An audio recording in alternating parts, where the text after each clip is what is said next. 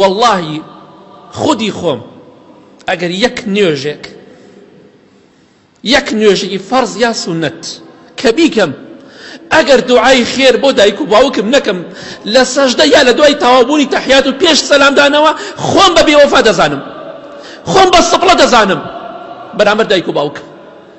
ئەگەر یەک جارێک دوعای خێرا بۆ نەکەم، یەک نوێژێک ئەڵێم ئەمڕۆ من بێوەفا بووم بەرامبەر دایک و باوکم. سپاسی خوا بکە لەسەر ئەو نیعمەتانی خوای گەورە بە خۆت و دایک و باوکتی بەخشیوە. بێوەفا مەبە بەرامبەریان، لە بیریان مەکە، چونکە ئەوان لە دوای مردنیش لە بیر ناکەن.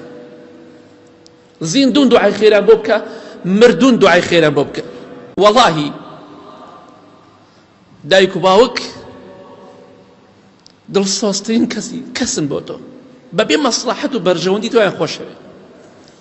ڕۆڵەکان گەنجەکان دایک و باوکتان ماوە ڕێزیان لێ بگرن، حورمەتیان بگرن، دڵیان مشکێنن، چونکە هەموو ژیانیان کردە قوربانی ئێوە. بەڵام کاتێک کە تۆ بیتە باوک و دایک، ئەگەر ویژدانت هەبێت تێ دەگەیت باوک و دایکایەتی یانی چی. ئەگەر مرۆڤایەتی لەدەست نەدا ئینسان، دەزانێت باوک و دایک یانی چی. یعنی خەم و خەفەت، یعنی دڵسۆزی، یعنی وەفا. دڵسۆزی ئەوان وێنەی نییە. بۆیە بەردەوام دوعای خێران بۆ بکە. واللهی خودی خۆم ئەگەر یەک نوێژێکی فەرز یا سونەت کە بیکەم ئەگەر دوعای خێر بۆ دایک و باوکم نەکەم لە سەژدە یا لە دوای تەواوبوونی تەحیات و پێش سەلامدانەوە خۆم بە بێوەفا دەزانم، خۆم بە سپڵە دەزانم بەرامبەر دایک و باوکم. ئەگەر یەک جارێک دوعای خێرا بۆ نەکەم، یەک نوێژێک ئەڵێم ئەمڕۆ من بێوەفا بووم بەرامبەر دایک و باوکم. سپاسی خوا بکە لەسەر ئەو نیعمەتانی خوای گەورە بە خۆت و دایک و باوکتی بەخشیوە.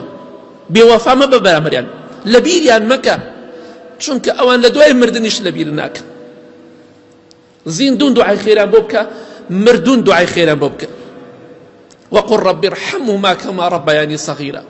خوای گەورە فەرمانەکە بە پێغەمبەری خوا صلی الله عليه وسلم کە فەرمانە بۆ ئێمەش، بڵێ خوایە گیان ڕەحم بە دایک و باوکم بکەی هەروەکو چۆن بە منداڵی منیان گەورە کرد. وەزنی مریشکێکمان نەبوو، کێ ئێمەی گەورە کرد؟ دایک و باوکمان. وەفاتان هەبێ بەرامبەریان. دوعای خێران بۆ بکەن، سپاسی خوا بکەن لەسەر ئەو نیعمەتانەی کە باوک و دایکشتان پێی بەخشداوە.